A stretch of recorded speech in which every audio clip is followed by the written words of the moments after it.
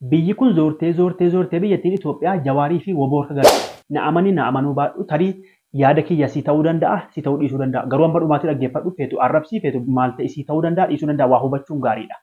Macarrashaan si Jawaarii kan yoo galuu baatte ani kijibduudha. Yaada kiyya hubadhaa viidiyoo wayii illee isin agarsiisa. Viidiyoo maatii obbo Taayyee wayii waan qaanii waan salphinaa waan namarraan eegamnee fi waan nama qaanfachiisu waan mootummaan akka godhaan namatti ulfaatudha. Gaggabaabsee yoon isin himame viidiyoo daqiiqaa lamaa kana bara Jawaarii fi Baqqalaan hidhaa turanitti hanga isaanii fi Taayyeen akka waan maallaqaan bitamanitti irra deddeebi'uudhaan qishnaa godhaa arrabsaa nyaata dhiiftee madri'eeshii wanni jarri hin jiru an tokko lama jedhee isin himu amma isin yaadachiisuuf ammalee yeroo arrabsaa turanitti hanga isaan hin turre dhiifama afaan na qabani ija na qabani na gowwoomsani natti mul'anne natti hin beekamne nan dogoggore badii kooti nama 15,000 irratti laayivii zeenee dhiifama gaafate yaa Jawaar abbaan dhugaa si dhugaa dubbata natu sobe na bar na gowwoomsanii narkaa gatanii naanin si arrabse dhiifama jedhe miseensi paarlaamaa onlaayinii nama 15,000 irratti hubattanii yaada. Achitti taa'u Taayyeen itti darbee itti arrabsu har'a dhufe aggahe.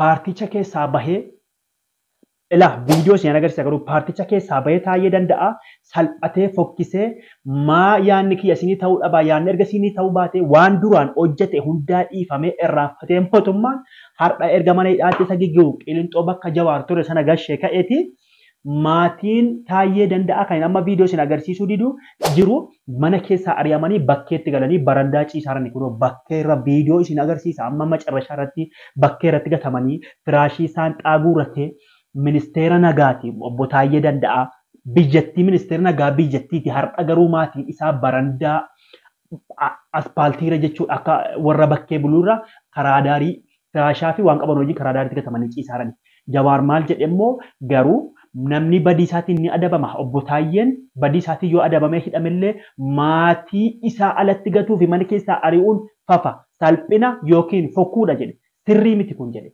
Jawaar haaleffateera maaliif dubbiin akka walirraa hin dhoofne maaliifan jedhe isa kaanitti hin deebina Jawaar garuu haaleffateera arrabsoo sana fudhateera dogoggora ijoolleedha wallaaluma hin gowwoomfamani reefa aangoo argataniiti gowwoomfamuu danda'an jedhe akkuma ol bahanii jarri dhiifama gaafatanii jedhee har'a Jawaar fuula miidiyaa irratti falmaafii ture maatiin bakkeetti gatamuu namni maaliifan jedhe immoo har'a mootummaan gizee sana biltsiginnaa keessatti wanni afaan Oromootiin barreessuu fi wanni shanee fi girrisaa jedhee Oromootti moggaasee Oromoo arrabsaa ture warri Jawaar gizee mana hidhaa jiru qishnaa godhaa ture Taayyee danda'a jechuudha. Namni dogoggora maaliifan kaasee Taayyeen namni inni balleessaa badii inni balleessaa dhiisee irraa tobbata. Li'annahu erga deebi'ee badii hunda isaa erga baree mootummaa arrabseeti kan inni hidhame Taayyee danda'a. Garuu Jawaar immoo ittiin qabanne waan akka hin taane ni dhiisee mootummaa wajjin hojjetaa ture gizee sana shanee girrisaa shanee arrabsu wanni hin jedhin hin jiru Taayyeen girrisaa jedhu macarrashaa irratti dhufe jaalmarroo faarsuu eegalee woboo faarsuu eegalee mootummaa kaleessa wajjin Oromoo arrabsaa ture mootummaa kaleessa wajjin Oromoo mootummaa deeggaree Oromoo qishnaa godhaa ture saba isaa dhiiga isaa deebi'ee dhiifama gaafatee akkasitti ammoo mootummaatti deebi'ee arrabsamee har'a hidhamee maatii isaa bakkeetti hafe. Wannin jedhee fi akkasiin hubattanuu abdii guddaan qaba. Hangaasaa Ibraahimii isa gizee sana itti fakkaatee arrabsaa ture wajjiniin mootummaa wajjin lola seenee waan mihin godhamin hin jiru wanni girrisaa hin arrafamin hin jiru har'a eessa dhaqee dhiifama gaafatee kee afaan isaa cuqqaallatee yoon du'e nan du'a jedhee erga dhiifama gaafatee kee xaxxee taa'aa jira waa tokko godhaa jira argana xaxxee taa'aa jira. Abbaan haqaa abbaan dhugaa Jawaarii fi Oromoodhuma. Kana hubachuun dirqama. Wanni zoortee biyyattiin eenyu akka galte jedhee Jawaariif galte jedhe. Jawaar dhengedda gizee Taayyee danda'a arrabsu gizee hangaasaa Ibraahim arrabsu calluma jedhee jaallale calluma jedhee dhaggeeffate har'a garuu gizee maatiin sasalphatee barrii bakkeetti galanii barandaa namaa bulanu calluma hin jenne Jawaar. Sammuun namaa wal caalaa asirratti yaada kiyya adda baasa. Dhengedda gizee Jawaar arrafamee dabarfate har'a gizee rakkoon kun hariin Taayyee danda'a irra gahu Jawaar hin callifne mootummaan ni kaleessa wajjin arrabsaa ture wajjin dhaabbataa ture har'a isuma Qilinxoo galche mootummaan sun kamtu irra yaada kamtu irra dhiifama namaaf godha. Jawaar arrafamee miidiyaa irratti qishnaa godhamaa ture. Har'a maatiin Taayyee Danda'aa maaf akka godhaniif falmaa ture. Mootummaan kaleessaa wajjin mootummaan kaleessa arrabsaafii ture. Mootummaan kaleessa mootummaaf jedhee arrabsaa ture. Taayyee Danda'aa arrabsaa ture. Har'a mootummaa sana qilleenxoo seensise.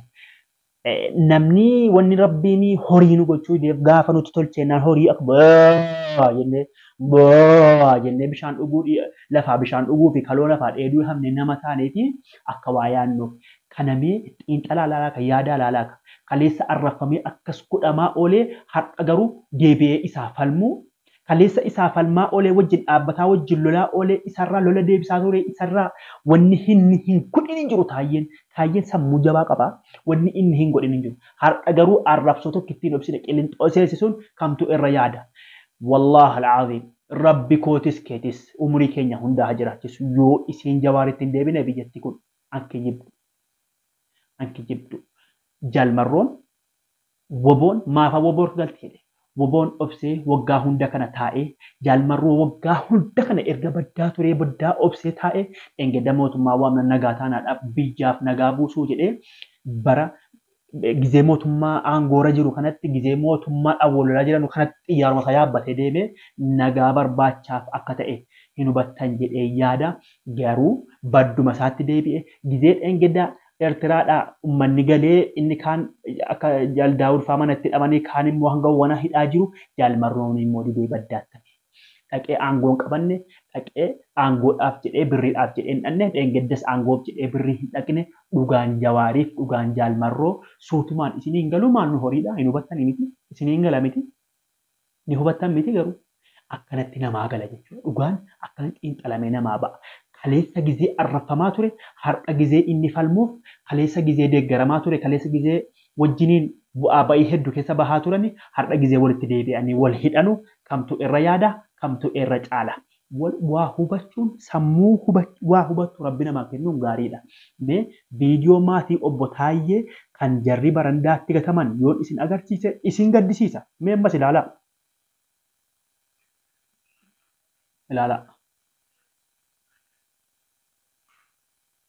Ilaala. Kunoo haadha manaa Taayyee maatii saanxaa firaashii saanii qodaa mana keessaa waa hunda argattanii miti. Argaala. Mana kana keessaa ari'amanii barandaa bakkee karaa makiinaa gubbaatti galuun maali? Dhiifama waliin godhuun maaliif hafe? Irra waliin darbuun maaliif hafe? Kaleessa bu'aa ba'ii wajjin hedduu bahanii garuu immoo argaa jirtu miti garuu immoo kaleessa badii nam tokkotiin nam tokko qixaaxamuun hin jiru kan ilmootiin haatiin qixaaxamtu rabbinuun qixaaxu nama kallaqe garuu Taayyee Danda'aa yoo hidhame badiidhaan yoo badiidhaan akka fedhe godhame maatii fi warra isaa akkas gochuun waan hin bareenye waan mootummaarraan fakkaanne xaba ijoollee fakkaata kun waan qaanyiidha.